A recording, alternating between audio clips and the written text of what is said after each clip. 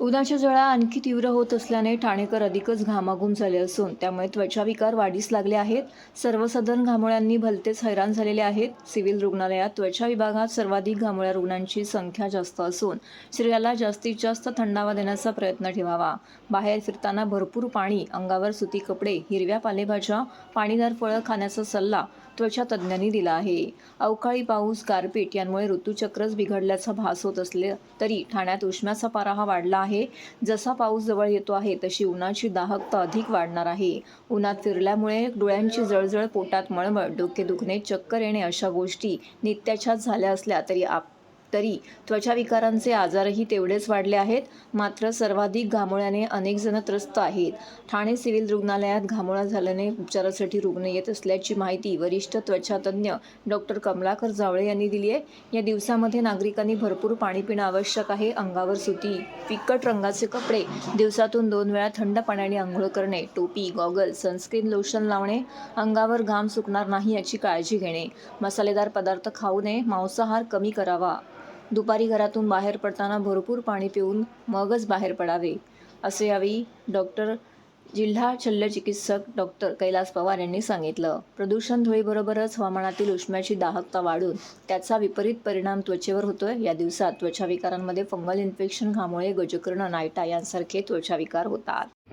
सध्याच्या घडीला उष्णतेची लाट आहे. उष्माघाताचे रुग्ण येऊ शकतात. त्यामुळे त्याची काळजी घ्यायला पाहिजे आपल्याला. आणि टेम्परेचर कमी असलं तरी आपल्याकडे दमट वातावरण असल्यामुळे घाम खूप जास्त होतो. तर रुटीनली जे आपण उन्हाळ्यात जी काळजी घेतो, उष्माघातामध्ये जे आम्ही इन्स्ट्रक्शन दिले ती काळजी घेणं महत्त्वाचं आहे. टोपी घालून जाणे, स्कार्फ वापरणे, छत्री वापरणे, सुती सैल कपडे वापरणे, पाण्याची बॉटल सोबत ठेवणे, भरपूर प्रमाणात पाणी पिणे, गरज पडल्यास ORS पिणे. आणि घाम जास्त झाला तर डिहायड्रेट पण होऊ शकतो माणूस. आणि ऊन आणि घाम याच्यामुळे डिहायड्रेट होऊ शकतो. ORS घेतलं तर तिचे चांगलं राहतं. आणि ह्या काही प्रमाणात ज्या काही मार्केटमध्ये अँटीफंगल पावडर्स अवेलेबल आहे ते जर अंगाला लावलं तर घामोळे नक्कीच होत नाही. आणि जी आपली चामडी लाल होते आणि खाज जास्त होते कधी कधी, किंवा बर्निंग सेन्सेशन यायला लागतात, ते आपण अवॉइड करू शकतो.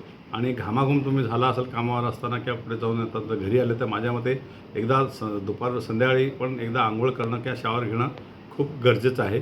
ह्या गोष्टी केल्या तर आपण बाकी उष्माघात आणि जे घामोळे येतात त्याच्यामुळे आपण स्वतःला बचाव करू शकतो. आणि दुसरी गोष्ट महत्त्वाची खाण्याबद्दलचं आहे, तर आपण खाण्यामध्ये भरपूर प्रमाणात पाणी प्यायला पाहिजे. फळं जेवढे सीझनल अवेलेबल आहे जास्तीत जास्त फळं खायला पाहिजे. अन्न हे ताजं खायला पाहिजे.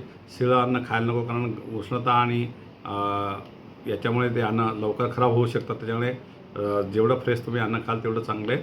फ्रूट्सबद्दल तर आता मँगोचा सीझन आहे, टरबूज वगैरे, कलिंगड आहे, ह्या गोष्टी तुम्ही जास्तीत जास्त, काकडी आहे, काकडीमध्ये सगळ्यात जास्त पाणी असतं. ह्या गोष्टी ज्या रुटीनली आपण करतो त्या जर जास्त खाल्ल्या तर बाकी आपण ह्या गोष्टीपासून नक्कीच प्रोटेक्ट करू शकतो.